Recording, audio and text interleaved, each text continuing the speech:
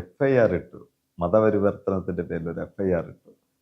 ഏതോ ഒരു വിക്രം സിംഗിന്റെ പേരിലാണ് ആ FIR രജിസ്റ്റർ ചെയ്തിരിക്കുന്നത്. അതിൽ ദക്ഷിണ കേരള മഹായിടവകയുടെ ഭാഗഭേദമായിരിക്കുന്ന റവറൻ ഗോഡ്വിൻ അച്ഛന്റെ പേര് ആ FIR ഇല്ല.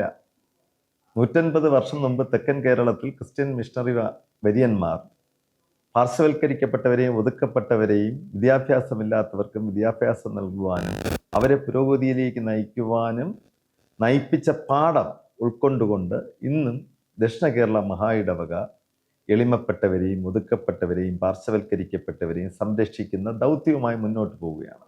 അത് മാറ്റമില്ലാത്ത വചനം നമ്മെ പഠിപ്പിച്ചതാണ്. മതപരിവർത്തനം നമ്മൾ ചെയ്യുന്നതല്ല, മതപരിവർത്തനത്തിന് താല്പര്യവുമില്ല. അങ്ങനെ എളിമപ്പെട്ടവരെയും ഒതുക്കപ്പെട്ടവരെയും പാർശ്വവൽക്കരിക്കപ്പെട്ടവരെയും സംരക്ഷിക്കുന്ന ദൗത്യവുമായി കഴിഞ്ഞ 10 വർഷമായി റവറൻ ഗോഡ്വിൻ അച്ഛൻ മധ്യപ്രദേശിലുണ്ട്. FIR പോലും പേരില്ലാതെ സംശയത്തിൻ്റെ അടിസ്ഥാനത്തിൽ അദ്ദേഹത്തെ അറസ്റ്റ് ചെയ്യുക, ജയിലിലടയ്ക്കുക, നീതി ലഭിക്കാതിരിക്കുക, അത് CD ഫയൽ കോടതിയിൽ കൊടുക്കാതിരിക്കുക, പോലീസ് മനഃപൂർവ്വമായിട്ട് ഉപദ്രവിക്കുന്ന ഒരു രീതിയാണ് ഇപ്പോൾ നടന്നുകൊണ്ടിരിക്കുന്നത്. ഏകദേശം 10 ലക്ഷത്തോളം ജനസംഖ്യ വരുന്ന ഈ വലിയ മഹായിടവകയിൽ ഇത് വളരെയധികം വേദന ഉളവാക്കിയിട്ടുണ്ട്.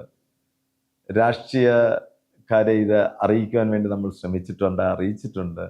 നിയമപരമായിട്ടുള്ള നടപടികൾ നമ്മൾ ചെയ്തു വരുന്നു. ഇന്നിതാ ഈ കേസ് വരികയാണ്. ഇന്ന് നമുക്ക് നിയമപാലകർ, നല്ല അഡ്വക്കേറ്റ്സ് ഒക്കെ വാദിക്കാൻ പോയിട്ടുണ്ട്. നമുക്ക് നിയമം പരിപാലിച്ച് കിട്ടിയില്ലെങ്കിൽ ദക്ഷിണ കേരള മഹായിടവകയുടെ ജനങ്ങളും അജപാലക ശുശ്രൂഷയിലായിരിക്കുന്ന അച്ഛന്മാരും എല്ലാം പ്രതിഷേധവുമായി ഇറങ്ങുവാനാണ് നമ്മൾ പദ്ധതി ഇട്ടിരിക്കുന്നത്.